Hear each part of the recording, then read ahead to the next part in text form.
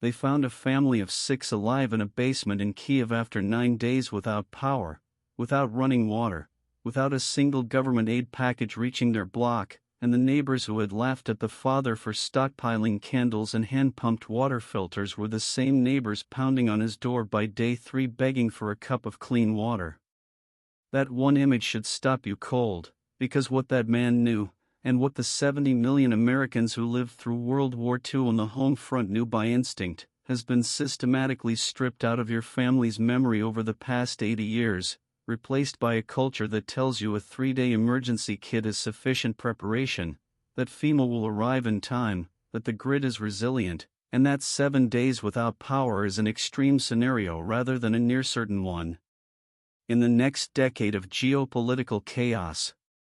Number 15 on this list is the habit that kept European families functional while their governments collapsed around them, and number 3 is the one that a former FEMA director admitted in a 2019 Senate hearing should be standard household knowledge but that the utility lobby has spent $40 million ensuring never appears in any public school curriculum. The enemy here has a name. It is comfort, manufactured dependency, and the quiet corporate interest in keeping you reaching for a switch instead of a skill. Let us count down what your grandparents would have called common sense and what the world is about to force you to relearn the hard way. Number 15. Your grandparents called it the cold pantry method, and every farmhouse in rural America before 1960 had one. You took your most perishable foods, your eggs, your hard cheeses, your cured meats, and you rotated them through the coolest interior room in the house, typically a north-facing basement corner, wrapping items in damp cloth and placing them on stone or ceramic surfaces that held cool temperatures for hours longer than wood or metal. The USDA, under pressure from the modern refrigeration industry lobby throughout the 1970s, quietly reclassified room temperature food storage as a health hazard in its public guidance, not because the science demanded it, but because a nation that could store food safely without electricity was a nation that needed smaller appliances. A 7-day blackout kills everything in your refrigerator within 4 hours. The cold pantry method, properly executed, keeps critical food safe for 3 to 5 days with zero power. That is the difference between your family eating and your family standing in a FEMA line. Number 14. Water discipline. Not water storage. Discipline.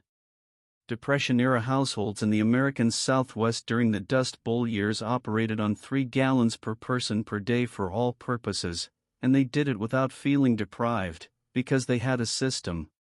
Drinking and cooking water was stored separately from washing water. Washing water was graded from cleanest to dirtiest use, first hands before eating, then dishes, then general cleaning, then floor washing, then garden watering. The average American household today uses between 80 and 100 gallons per person per day. FEMA recommends 1 gallon per person per day for emergencies.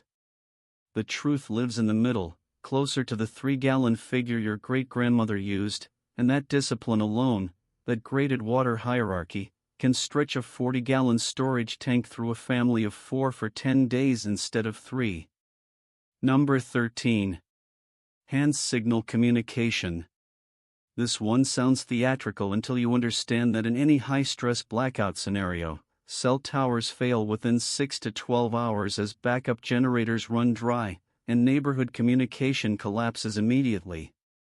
Families in wartime Britain, Germany, and Japan all developed localized signal systems, marks on door frames, specific arrangements of objects in windows, knock sequences, because verbal communication in a chaos environment is both slow and dangerous.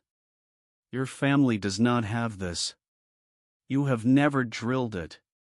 And in a 7-day blackout that turns neighborhoods hostile by day 4, the ability to communicate silently between your home and your trusted neighbors 2 doors down is not a military tactic.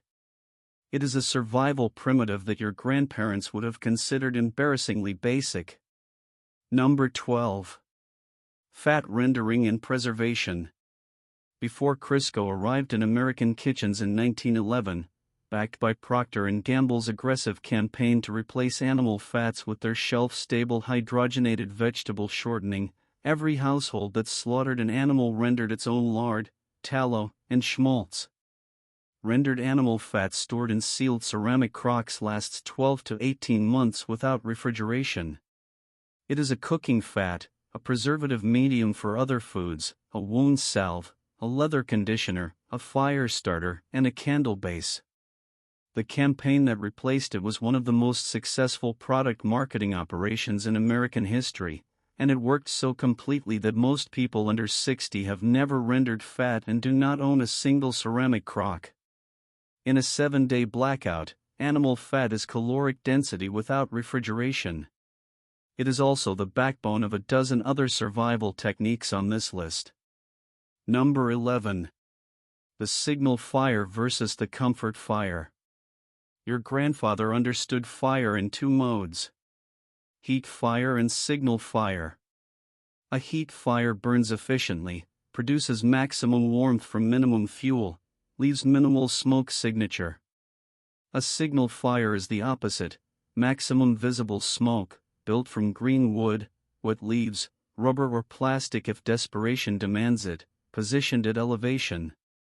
Modern Americans who have never lived without central heating typically build exactly the wrong fire at exactly the wrong moment, burning through their fuel supply in 48 hours trying to heat an entire house rather than concentrating warmth in a single insulated room.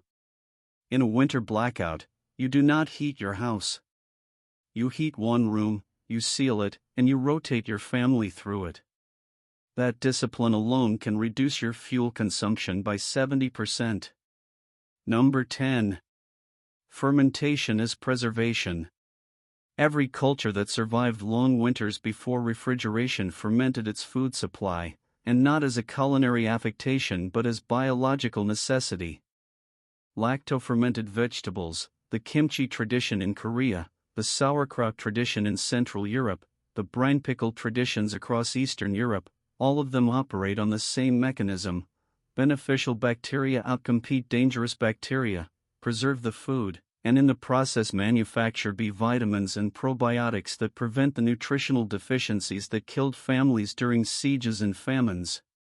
A mason jar, salt, water, and cabbage. That is the entire supply list. No electricity, no refrigeration, no special equipment. The USDA's modern canning guidelines, written with commercial canning lobbies at the table, discourage low-acid fermentation in public-facing guidance, not because it is unsafe when done correctly, but because it requires no commercial product. Number 9. The darkness schedule.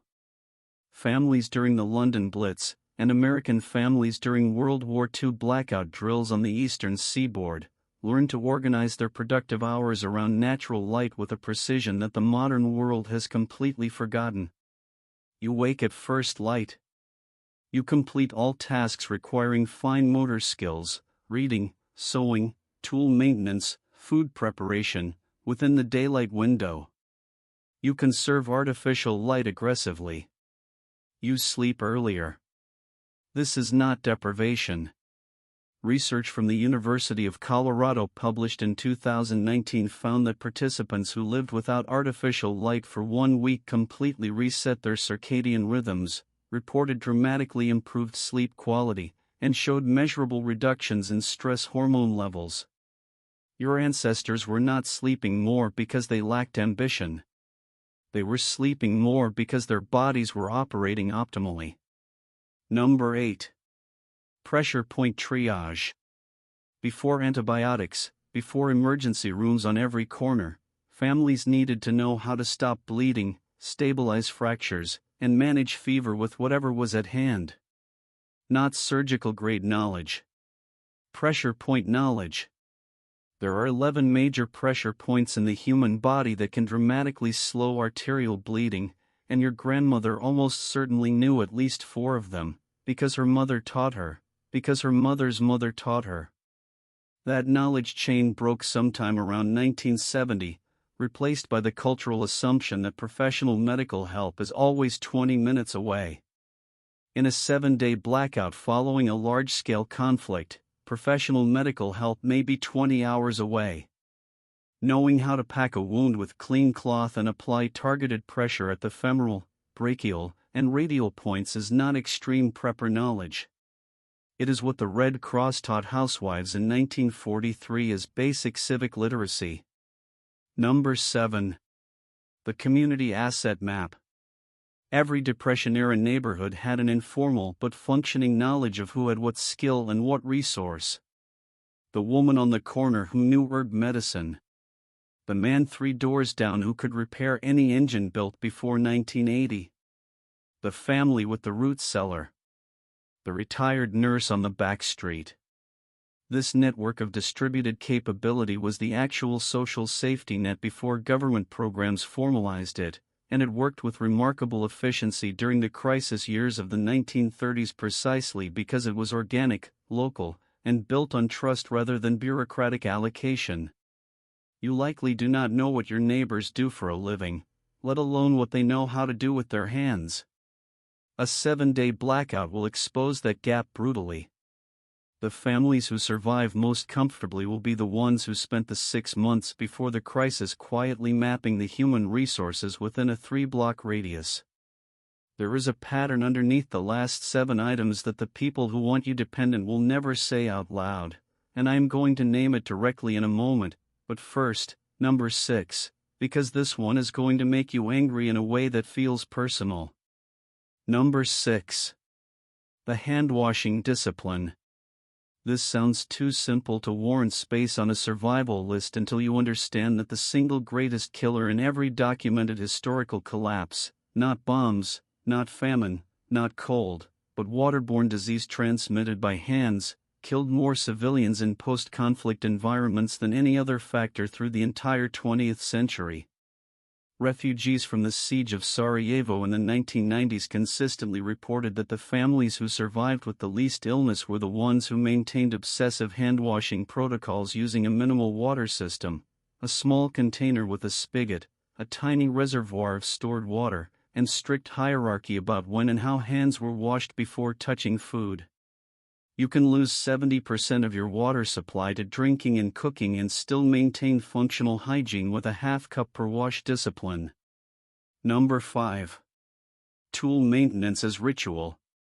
Before the age of disposable tools, a craftsman's relationship with his tools was daily, tactile, and almost devotional.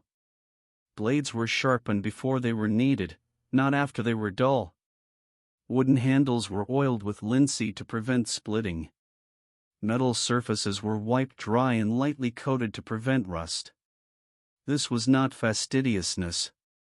It was operational readiness, the understanding that in a world without a hardware store on every corner, the tool that fails you at the critical moment is a tool that was never properly maintained. In a blackout lasting 7 days, a dull knife is a dangerous knife, a jammed hand pump is a crisis, and a lantern with a cracked chimney is a fire hazard. Your grandfather maintained his tools as a discipline. Your great-grandmother sharpened her kitchen knives every week. That habit, restored in your household now, before anything goes wrong, is worth more than $3,000 of emergency equipment stored in plastic bins in your garage. Number 4. Sleep rotation. Any family that has lived through an extended crisis, whether wartime occupation, natural disaster, or prolonged civil unrest, learns within the first 48 hours that uninterrupted adult sleep is a tactical luxury the situation will not grant. Sleep rotation, the systematic division of nighttime hours into monitored watch periods, was standard practice in frontier American households, standard practice in wartime European civilian households, and standard practice in any community where external threat required periodic awareness. 2 adults. 4-hour rotations. 1 awake, 1 sleeping. This is not paranoia. This is what every military force in human history has understood about sustained operational effectiveness. A family that has not slept in 36 hours makes catastrophically bad decisions. The family that maintains sleep rotation discipline from day 1 of a crisis arrives at day 7 still capable of rational thought, still emotionally functional, still able to lead. Number 3. The water purification hierarchy. This is the one the utility lobby spent $40 million keeping out of your children's school curriculum, and when you understand how simple it is, the suppression will infuriate you. Solar disinfection, called SODIs, is a water purification method validated by the World Health Organization, field-proven across 30 countries, and requiring exactly 2 inputs, a clear plastic or glass bottle and 6 hours of direct sunlight. You fill the bottle, you lay it on a reflective surface, you wait 6 hours in full sun or 48 hours under cloud cover, and the UV radiation renders bacterial and viral pathogens inactive. It does not remove chemical contamination. It does not replace a quality filter for turbid water. But for a family in a 7-day blackout with a water source but no power for municipal treatment, SODIs is the difference between drinking and dying. The American water utility infrastructure earns its margins on your absolute dependency on treated municipal supply. A population that knows SODIs is a population that has an option. That option is not profitable. Number 2. The Hunger Management Protocol. Every culture that has experienced prolonged food scarcity, from the Irish famine survivors who emigrated to America to the families who stretched $11 a month through the worst years of the Depression, understood something about hunger that modern nutritional science is only now beginning to validate. Hunger is not linear. It spikes, and then it stabilizes. The worst hunger you feel is during the first 2 days of reduced intake, when your body has not yet shifted metabolic gears. Families who understood this rationed aggressively on day 1 and day 2, eating perhaps 50% of normal calories, and then found that by day 3, under rational rationing, the physical urgency diminished significantly. They also understood that warm liquid, even without nutritional value, tricks the body's hunger signaling. Warm water with salt and any available fat suppressed acute hunger symptoms for hours in documented Depression-era accounts. This is not a diet tip. In a 7-day blackout where your food supply must last 14 days because the crisis extended, knowing the neuroscience of hunger management may determine whether your family functions or fragments. And now number 1. This is not a trick or a technique. This is the reason every item on this list worked, and the reason your grandparents survived hardships that would end most modern families in 72 hours. Number 1. The prepared mind. Not the prepared pantry. Not the prepared garage. The prepared mind. Every family that survived the Depression, survived wartime privation, survived occupation, survived the grinding years when nothing worked and no help was coming, shared one cognitive trait: they had mentally rehearsed scarcity before it arrived. They had conversations about what to do if. They had run through the scenarios. They had made decisions in advance so that when the crisis hit, they were not making their first decisions under maximum psychological stress. Neuroscience now confirms what these families proved through experience: decision-making under acute stress is cognitively impaired by 30 to 40% in untrained individuals. The family that rehearsed the 7-day scenario over a Sunday dinner, that walked through the water rationing and the food rotation and the sleep schedule before anything went wrong, that family arrives at day 1 of a real blackout already 3 steps ahead. The knowledge on this list dies if it stays theoretical. If it exists only as a video you watched and vaguely remember, it will fail you at the exact moment you need it most. That is what is at stake. Not inconvenience. Not discomfort. The functional difference between your family making decisions clearly and your family making decisions in panic. Pick one item from this list. 1. Write it on a piece of paper, put it somewhere visible, and spend the next 7 days making it a practiced habit in your household.